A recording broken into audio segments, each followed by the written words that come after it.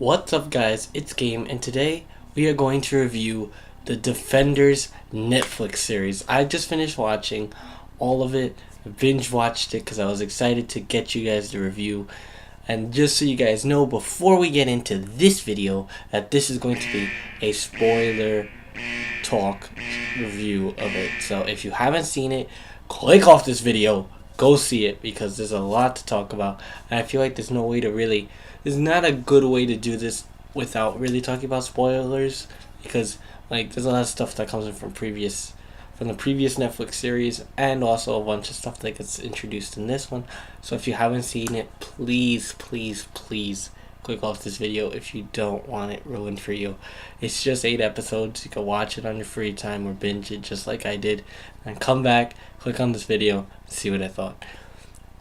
But with that being said, before we get into this video, I did want to let you guys know that I am going to cancel Mass Effect Andromeda just because of the fact that I've only got part 1 uploaded right now, and that's like a 60-hour game. I just think it'll take too much of our time on this channel, and it's so old already that we just should cancel it. But I'll still continue Tomb Raider. That's been on the back burner a little bit, but I'm still going to continue that one. But my main priority right now is obviously this video, The Defenders, and then next week coming out is Lost Legacy as well.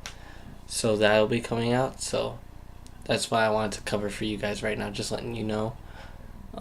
But yeah, if you guys want any other games I should cover, let me know.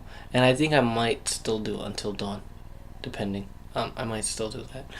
But with that being said, let's get into this video. Alright, so we've got The Defenders. Alright, the Defenders series was great, okay? I like that the series, one of the few things I like about this series is that it starts off with each individual character kind of solving their own little mystery. And then as their mysteries start to unfold, they start getting closer and closer to each other to the point where they actually start interacting with each other and not knowing who each other are immediately. It's so cool.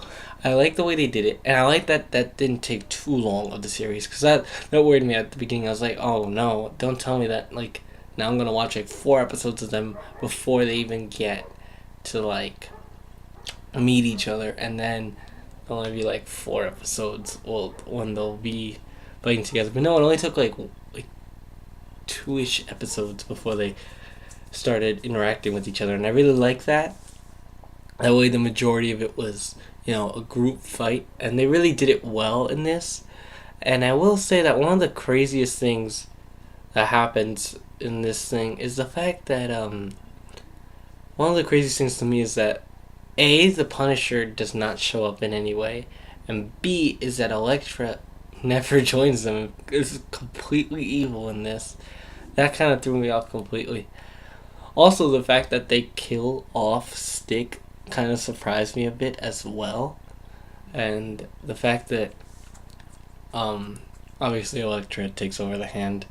Those are like some of the biggest surprises they do. And at the end, where it seems like Daredevil has died, the fact that he didn't, I'm very curious to see how he got saved.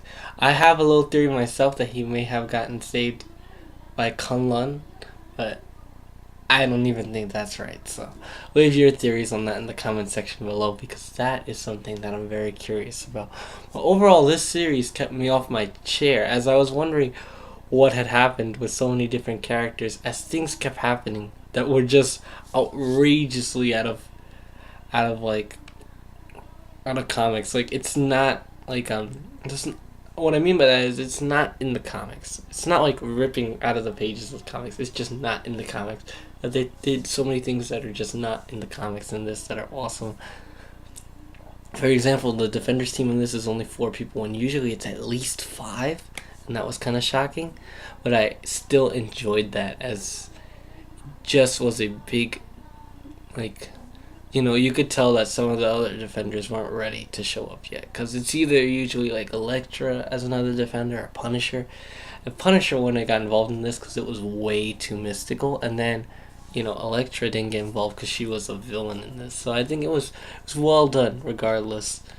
And I liked so much of this, honestly, from the way the group fights, the group fight scenes are awesome, guys. Just awesome. The way they're bouncing off each other, making all the enemies like kind of super scared of them is just awesome. You know, because they do such team combos to knock out so many people.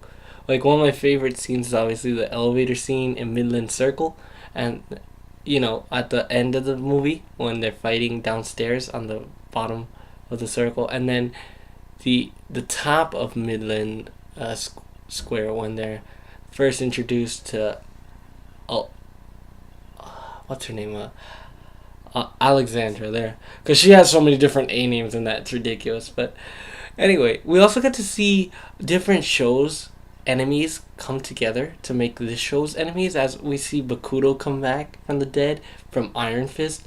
We see Madame Gao originally from Daredevil, but she does show up in Iron Fist as well, come into the fold as a finger for the hand, and we see 3 other new players as well.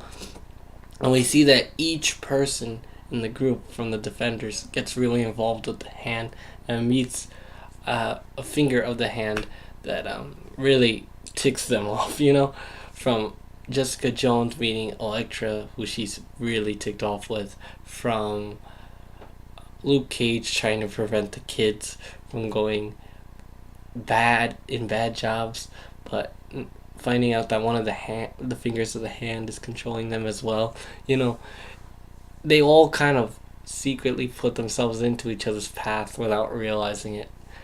I also found it interesting that Matt Murdock was trying to like get away from the Daredevil thing. No matter what, he can't escape it because it's who he was.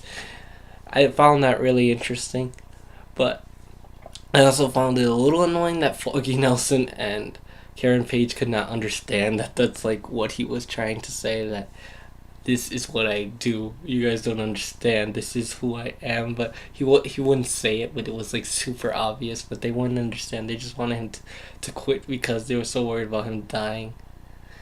And in the end, he still isn't really killed. It looks that way though, and that's why they feel so regretful. But I find it completely interesting. And also, one of the cool little Easter eggs in the end of this entire series is the fact that Misty Knight loses her arm, and that's because in the comic book she gets a bionic arm and becomes a superhero. So I can't wait to see that unfold as well. Maybe she'll even get her own Netflix series. With that being said, guys, I'm gonna give The Defenders a final score of 9 out of 10, because this is by far the best Netflix series we've gotten. Even though it wasn't the longest, definitely by far the best, because we get to see all of them combined and really see how every single series is leading up to this massive hand fight. So with that being said, I hope you guys enjoyed this review of The Defenders. Keep on being great, Games Armada, and game on!